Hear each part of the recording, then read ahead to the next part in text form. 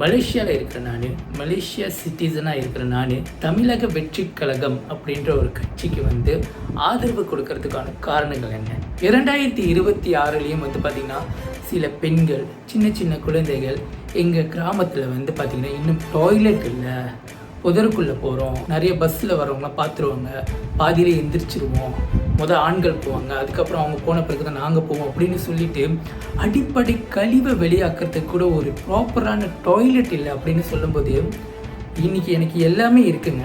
நான் வந்து சாப்பிட்டு முடிச்சிட்ட பிறகு அது வெளியாக்குறதுக்கு ஒரு நல்ல பாதுகாப்பான ஒரு டாய்லெட் இருக்கணுங்க, முக்கியமாக பெண்களுக்கும் குழந்தைகளுக்கும். அது இல்லைன்னு சொல்லும்போது ஒரு தமிழனாக வந்து பார்த்திங்கன்னா எனக்கு ஒரு மாதிரியாக உறுத்துது.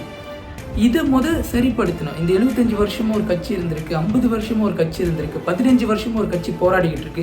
இவங்க எல்லாமே வந்து இந்த அடிப்படை விஷயத்தை பற்றி யாரும் பேசலை, அதுக்காக யாரும் இத்தனை நாள் வாய் திறக்கலை, அது சரி பண்ணவே இல்லை.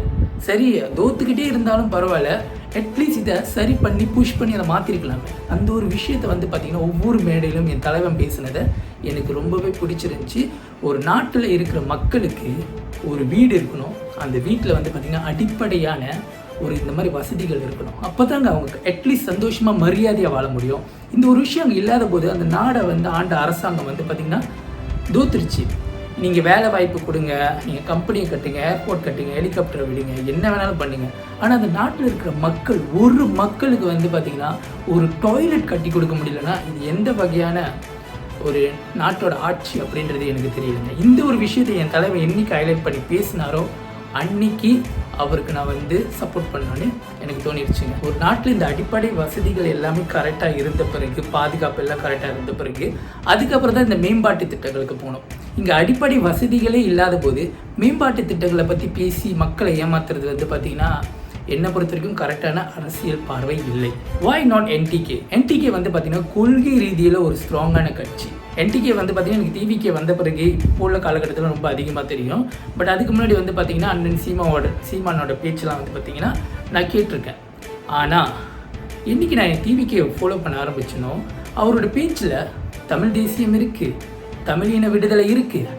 ஆனால் இப்போ தமிழ்நாட்டில் இருக்கிற மக்களோட அவல நிலைகளை மாற்றுறதுக்கு அவர் ஒரு ஸ்ட்ராங்காக ஃபைட் பண்ணாரான்னு கேட்டால் இல்லைங்க. இதை நான் ஓப்பனாக சொல்லுவேன். இப்போ இவங்க 2 பேருமே சேர்ந்து தனித்தனியாக இருந்தாலுமே டிஎம்கேவை அடிச்சிருந்தாங்கன்னா ஐ ப்ரவுட். டிவிக்கு வந்து பார்த்திங்கன்னா இவங்க கொள்கைக்கு மாற்றாக இருந்தாலும் 2 பேருமே வந்து பார்த்திங்கன்னா தமிழர்களுக்காக போராடணும், தமிழ் அடிப்படை வசதிக்காக போராடணும் அப்படின்ற ஒரு முன்னுரிமையை தான் எடுத்து வைக்கிறாங்க. ஆனால் இங்கே என்ன பிரச்சனைனா அண்ணன் சீமானும் சரி, அவர் சம்மந்தப்பட்டவங்களும் சரி, அவரோட தொண்டர்களும் சரி டிவிகேவை அடிக்க ஆரம்பித்தாங்க. அவங்களோட பிரதான எதிரி அங்கே இருக்காங்க, மக்களுக்கு அவங்க வந்து எதிரியாக இருக்காங்க, மக்களோட எதிரி உங்களோட எதிரி. ஆனால் மக்களை காப்பாற்ற வரேன்னு சொல்லிட்டு வரவங்களே நீங்கள் அடிக்கிறது தான் வந்து இங்கே தவறாக இருக்குது. நீங்கள் 2 பேரும் சேர்ந்து அவங்க அடிச்சிருந்தீங்க வச்சுக்கோங்களேன், இன்றைக்கி இது இன்னும் பெரிய புரட்சியாக இருக்கும். இவங்க வைக்கிற குற்றச்சாட்டு வந்து 2 பேர் மேலே வைப்பாங்க. ஒன்று டிவிக்கு தொண்டர்கள் மேலே, இன்னொன்று டிவிக்கு தலைவர் மேலே. டிவிக்கு தொண்டர் மேலே வைக்கிற மிகப்பெரிய குற்றச்சாட்டாக பார்க்குறது, இன்க்ளூடிங் என் மேலேயே அவங்க வைக்கிறது வந்து பார்த்திங்கன்னா நான் ஒரு நடிகனுக்காக ஃபாலோ பண்ணுறேன், அவர் மேலே இருக்கிற கவர்ச்சிக்காக ஃபாலோ பண்ணுறேன் அப்படின்ற ஒரு குற்றச்சாட்டை வைக்கிறாங்க. நான் ஒரு அழகான ஒரு கேள்வி கேட்குறேன். என்றைக்குமே கேள்வி கேட்குற நாம் அந்த கேள்வியை கேட்கும்போது அந்த கேள்விக்கு தகுதியானவங்களான்னு பார்க்கணும். ஏன் அப்படி சொல்கிறேன்னா, இப்போது என்டிகே தொண்டர்கள் வந்து இந்த கேள்வி கேட்குறீங்க, இல்லை என்டிகே தலைவரே இந்த கேள்வி நீங்கள் கேட்குறீங்கன்னு வச்சுக்கோங்களேன். நீங்கள் என்ன பண்ணிகிட்டு இருக்கீங்க? தளபதியாச்சும் நான் கடைசி படம்னு சொல்லிட்டு ரிட்டையர்மெண்ட் சொல்லிட்டு வெளியே வந்து கட்சியில் இருக்கார். ஆனால் நீங்கள் இன்னமும் நடிச்சுக்கிட்டு இருக்கீங்க. இதுக்கு நீங்கள் எப்படி வந்து சப்போர்ட் பண்ண போகிறீங்க? இதுக்கு நீங்கள் சப்போர்ட் பண்ணிங்கன்னா இதுக்கு பேரும் முட்டு தான். ஓகே, இது ஒன்று இருக்குது. அதே சமயம் அந்த சைடு டிஎம்கே வச்சுக்கோமே, டிஎம்கேல இப்போ கரண்ட்டாக இருக்கிற கமல் சார் இருக்கார்ல, அவர் வந்து பார்த்திங்கன்னா படம் நடிச்சுக்கிட்டு இருக்காரு. அவர் டிஎம்கேல ஒரு கூட்டணி கட்சியில் இருக்கார். அப்போ அவருக்கு ஆதரவு பண்ணுற டிஎம்கே ஆதரவு பண்ணுற தொண்டர்களும் நடிகருக்கு தானே சப்போர்ட் பண்ணிக்கிட்டு இருக்கீங்க. அப்போது எங்களை திருப்பி கேள்வி கேட்குற நீங்கள் அந்த கேள்வி கேட்க தகுதியானவர்கள் கொஞ்சம் யோசிச்சு பாருங்கள். இன்றைக்கி டிஎம்கே ஏடிஎம்ஏக்கு ஓட் பண்ணுற நிறைய பேர் வந்து பார்த்திங்கன்னா அந்த கட்சியில் ஏதோ ஒரு காலகட்டத்தில் ஒரு நல்ல தலைவர் இருந்திருப்பார், நல்ல தலைவி இருந்திருப்பாங்க. அவங்க பண்ண நல்ல விஷயத்துக்காக, அந்த விசுவாசத்துக்காக, அந்த நன்றிக்காக அந்த கட்சிக்கு ஓட்டு போடுறீங்க. ஆனால் அவங்க இறந்த பிறகு அந்த விசுவாசத்தை மிஸ்யூஸ் பண்ணுறதுக்கு, தவறாக யூஸ் பண்ணுறதுக்கு தான் நிறைய பேர் இப்போ இருக்காங்க. அந்த விழிப்புணர்வோடு நீங்கள் யோசித்து உங்கள் தலைவனுக்காக ஓட்டு போடுங்களே தவிர அந்த கட்சிக்காக ஓட்டு போடாதீங்க. பட் தலைவர் மேலே எடுத்து வைக்கிற கேள்விகள்லாம் வந்து பார்த்திங்கன்னா என்னை பொறுத்தவரைக்கும் ரொம்ப சில்லியாக இருக்கும். பட் அதுக்கும் நான் பதில் சொல்லணும்னு ஆசைப்பட்றேன். ஏன்னா என் தலைவர் மேலே தானே பேசுகிறீங்க. உதாரணத்துக்கு வந்து பார்த்திங்கன்னா அவருக்கு பேச தெரியல அப்படின்றாங்க. நான் பர்சனலாக என் தலைவனை நான் சூஸ் பண்ணுறேன். என் தலைவன் வந்து பார்த்திங்கன்னா சொல்ல விட செயல் தெளிவாக இருக்கணும். இப்போ என் தலைவன் வந்து எங்கே போனாலும் கத்தியா ஊ அப்படின்னு கத்தி கத்தி பேசுகிறான்னு வச்சுக்கோமே, அந்த பேச்சில் ஒரு ஸ்டாண்ட் இல்லாமல் மாறி மாறி மாறி மாறி பேசும்போது ஐ ஃபீல் கன்ஃபியூஸ்ட். எனக்கு வந்து எதை ஃபாலோ பண்ணுறது தெரில. அண்ட் தென் இன்டைரக்டாக என் தலைவன் தப்பாக பேசிட்டாருன்னா அது பர்சனலாக என்ன அப்யூஸ் பண்ணுவாங்க. இப்போ நாளைக்கு வந்து அன்றைக்கி உங்கள் அண்ணன் இப்படி பேசினாரு, இன்றைக்கி உங்கள் அண்ணன் அப்படி பேசுகிறாரு, என்னடா பண்ண போகிறேன், என்ன தான் ட்ரோல் பண்ணுவாங்க, என் ஸ்டாண்டை தான் ட்ரோல் பண்ணுவாங்க. அப்போ என் தலைவனோட பேச்சில் ஒரு நடுநிலை இல்லைன்னா பாதிக்கப்படுறது நான் தான். ஆனால் என்ன தான் என் தலைவர் வந்து ஸ்கிரிப்ட் பார்த்து பேசினாலும் அவர் பேசுறதுல மீனிங் இருக்குது. He mean what you want to talk அப்படின்றது ஒன்று இருக்குது. அவர் என்ன பேசணுன்றதை வந்து மீன் பண்ணுறாரு. உதாரணத்துக்கு அவ்வளோ பெரிய க்ரௌட் இருக்குது. அந்த க்ரௌடில் வந்து நான் பேசுகிறத மறந்துடுவேன், நான் நர்வஸ் ஆகிடுவேன். இது எல்லாருக்கும் இயல்பானது தான்.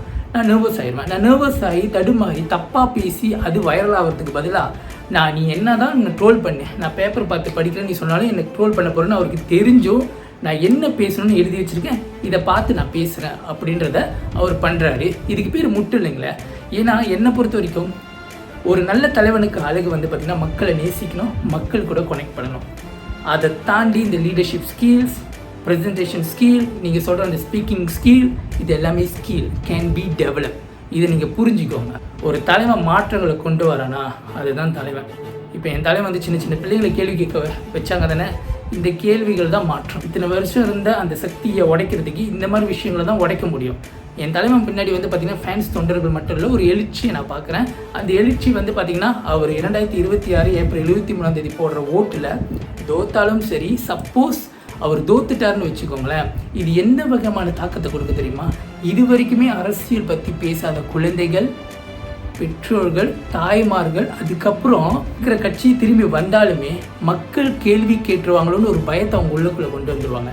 அண்ட் தென் இவரும் ஆட்சிக்குள்ளே பூந்துட்டாருன்னா, சப்போஸ் எதிர்கட்சியாக உள்ளே பூந்துட்டாருன்னு வச்சுக்கோங்க, மக்கள் அடிக்கிற அடியில், இவர் அடிக்கிற அடியில் ஆட்சியில் நிறைய விஷயங்கள் நடக்காதது கூட நடக்கும். இதுதாங்க ஒரு பொலிட்டிக்கல் வியூ. இதுதான் அங்கே வரணும். மக்களுக்கு செய்யணும்னு ஒருத்தர் வராரு, பொலிட்டிக்கல் நான் தான் டாமினேட் பண்ணுறோம் அப்படின்னா எந்த ஒரு இதுவும் இல்லை. பொலிட்டிக்கலில் இப்படி தான் இருக்கணும்னு சொல்லிட்டு வர எந்த ஒரு கோட்பாடும் இல்லை.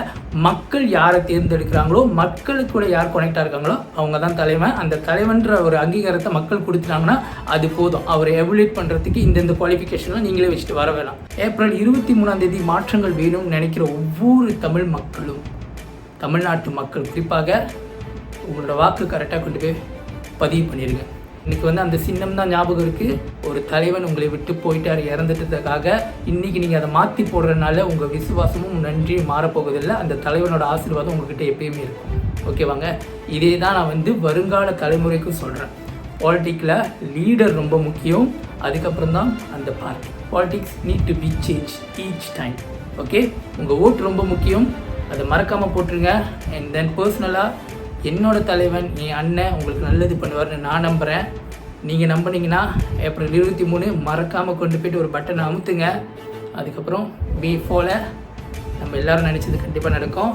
கான்ஃபிடென்ட்டாக இருங்க, வெற்றி நிச்சயம்.